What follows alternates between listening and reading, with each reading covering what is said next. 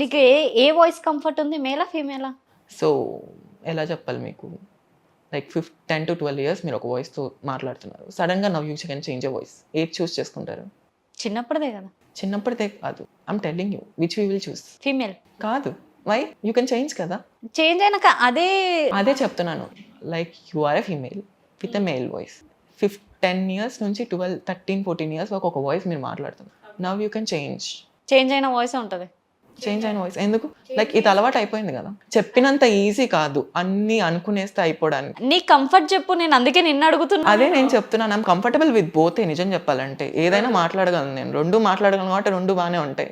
Okay, opposite పర్సన్కి ఏది నచ్చుతుంది అంటే అనేది. నేను ఎందుకు ఈ క్వశ్చన్ అడిగినా తెలుసా, ఇంతసేపు ఫీమేల్ లో వాయిస్ లో ఇంటర్వ్యూ చేసాం, మేల్ అన్నాను, మళ్ళీ కష్టం అవుతుందేమో చేంజ్ చేద్దామని ఆ క్వశ్చన్ అలా అడిగాను. ఏం లేదు, నేను Comfort అదే ఏనా? చెప్తున్నాను, నేను ఏదైనా కంఫర్టబుల్ అనే చెప్తున్నాను.